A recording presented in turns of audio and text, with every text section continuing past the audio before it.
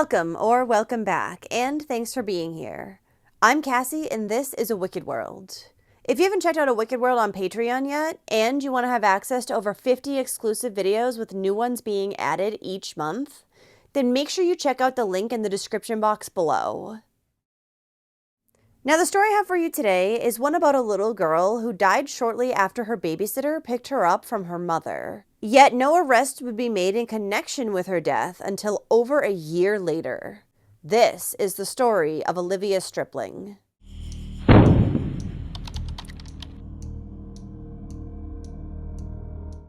Olivia Lynn Stripling was born on October 27, 2019, to her mother, Cody Ann Lyon, in Kalamazoo, Michigan. The little girl was said to be happy, sweet, and bright, and she also had 4 older siblings. It's unclear whether Olivia's mother, Cody, actually had a job or not, but nonetheless, starting in April of 2021, she hired a woman named Melissa Bradley to begin watching Olivia. According to the new sitter, Melissa, the first time that she watched the little girl, she would end up calling Child Protective Services. This was because she noticed that Olivia had multiple bruises on her face and body. She also had bite marks on her and a huge bulge on her head. Every time Melissa saw the little girl after that, she just looked worse and worse. So the babysitter had begun documenting all of Olivia's injuries, and then she would send them over to Child Protective Services. However, the caseworker that Melissa had sent these photos to would never follow back up with her. But according to Child Protective Services, they had looked into the case. Olivia was taken to the emergency room where doctors checked her over. However, there was no signs of trauma found. Therefore, Child Services had closed out the case, stating that there was no signs of abuse or neglect. Melissa said that she also contacted police in regards to Olivia's injuries, but they also did not follow up with her. After that, she didn't know where to go. She was lost on what to do to further try to protect little Olivia. Additionally, there were allegations made of Olivia being SA'd while in her mother's care. Shortly after the babysitter contacted Child Services, Olivia's mother, Cody, found out that she had done so. As soon as she realized that Melissa had been the one who reported her, she called her out on social media saying, "Melissa Bradley, I'm calling you out. Make sure you get the right info when you say my baby's being touched." Now, when Melissa had confronted the mother about why Olivia had all these injuries on her body, she had been given a number of different excuses, including that the girl's older brother had been playing with her too rough and had hurt her. But this wasn't the first time that Child Services had been called on Cody. They had been called in regards to her children in the past as well. Back in 2011, Cody had been arrested and a case was opened against her after she'd been caught driving recklessly with one of her daughters in the car. She was later convicted in relation to this incident, however, just on a charge of resisting arrest. Cody's defense was that a friend of hers had her child taken away when she had been pulled over, so she feared that the same thing would happen to her. But instead of cooperating with authorities to make sure that didn't happen, she resisted, making the situation much worse. Makes sense. Her children had not been taken away following this. They would, however, be taken away from Cody years later in 2017. After she was arrested for having meth and other drugs in the home with her 3 children. They would, however, later be returned back to her. Then in January of 2021, Child Services were called yet again. This was just a few months before Melissa had called and reported Olivia's injuries. The January report stated that Olivia and her siblings were in a home with very poor living conditions. And at that time, for whatever senseless reason, Cody's other children were removed from her custody, but Olivia was not. There was additionally a social media post from 2013 that was written by one of Cody's friends, in which she says that Cody was not capable of properly supporting her kids. She then threatened to call CPS on her. And just looking at Cody's various social media accounts and posts, it seems pretty clear that she was not fit to be a mother.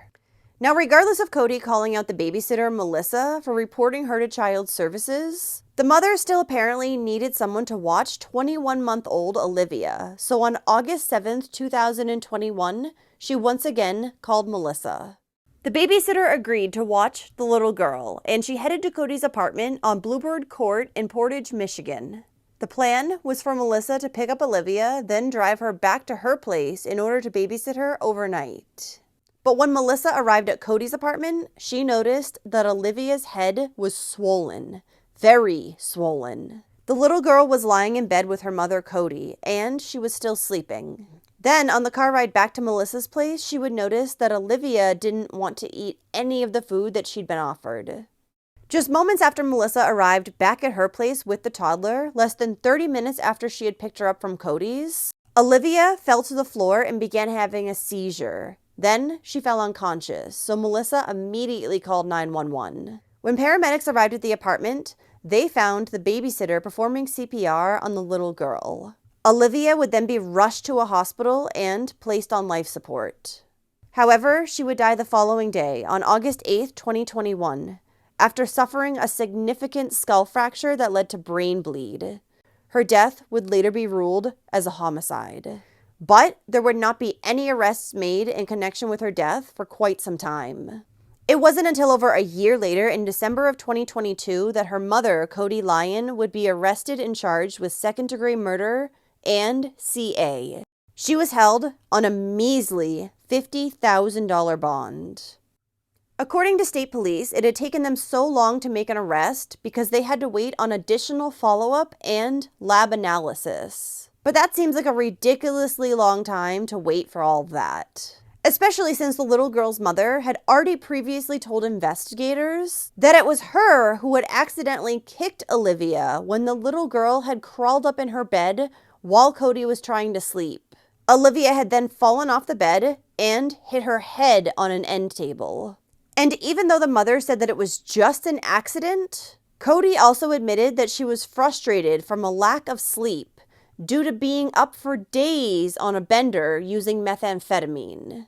And she was upset that the kids just would not let her sleep. Because, they're kids and they need things. Weird, huh? Detectives had also interviewed Cody's boyfriend at the time, who said that Cody had admitted to him that she kicked her daughter. Then, Cody's older daughter would tell authorities that her mother often got angry with the kids, and she felt like it was mostly the drugs that made her so frequently do so. Now, in the time that Cody was free, between the time that Olivia had died in August of 2021 and the time that she was arrested in December of 2022, she had been actively posting on her Facebook page, talking about how much she loved and missed her daughter and wanted justice for her. During this year and a half where she was still a free woman, Cody also had time to get a new boyfriend. Then, just a few months before her arrest in October, she had put up a post on her social media asking if anyone knew of a good criminal defense attorney who was willing to take on a case that was going to go national, pro bono. So she knew something was coming. Speaking publicly, Melissa's babysitter would say, "CPS obviously did not do their job. It's messed up. I lost someone I considered my daughter." In January of 2024, just 4 days before her case was set to go to trial, 32-year-old Cody Lyon pleaded guilty to a lesser charge of manslaughter in connection with Olivia's death. A few weeks later, she was sentenced to serve between 22 months and 15 years in prison, with credit for her 430 days already served. This pathetic sentence is even though a judge had previously said in court about Olivia, this child was not killed in one day. This child was treated savagely and brutally based on the injuries I've seen. And also despite an officer at the sheriff's department saying, "In all of my years of public service, which has been a long time, I would just like the court to know, this is probably one of the most heinous scenes I've been on, to see what had been done to that child. This is a story that will haunt us for a long time. I can assure you of that." But apparently the judge thought that just 22 months to 15 years was appropriate. When Cody was given a chance to speak at her sentencing, she didn't specifically address any remorse surrounding her daughter's death, but she said that it was a blessing for her to get locked up so she could clean up her life. Then, in December of 2024, just months later, Cody was paroled, so she's once again a free woman. She does have a long list of conditions that she is to follow, including that she can't leave the state, She must maintain a job. She can't own any weapons or firearms, and she will be tested for drugs and alcohol. However, come December of 2026, Cody will be free from all these terms and conditions of her parole.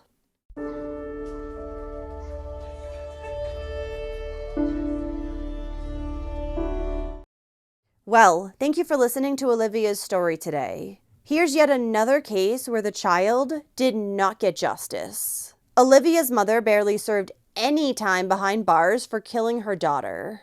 And while I understand that her death was not intentional, Cody still kicked her daughter hard enough to make her fall off the bed. What kind of mother does that?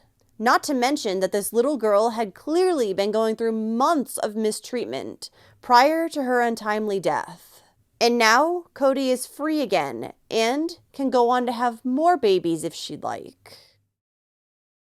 So, if you like true crime and you want to hear it from me, then don't forget to hit that subscribe button below. And turn on your notifications too, so you'll know when I upload a new video, which is at least 3 times every single week. Thanks for watching A Wicked World today. Until next time, take care guys. Bye.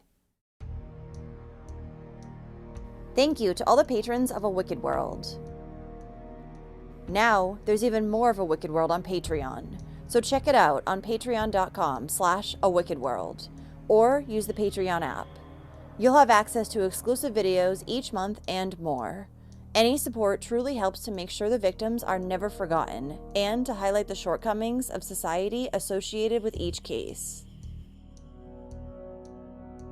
Do you have a suggestion for a story you'd like to see me cover? If so, send me an email to awickedworldtruecrime@gmail.com.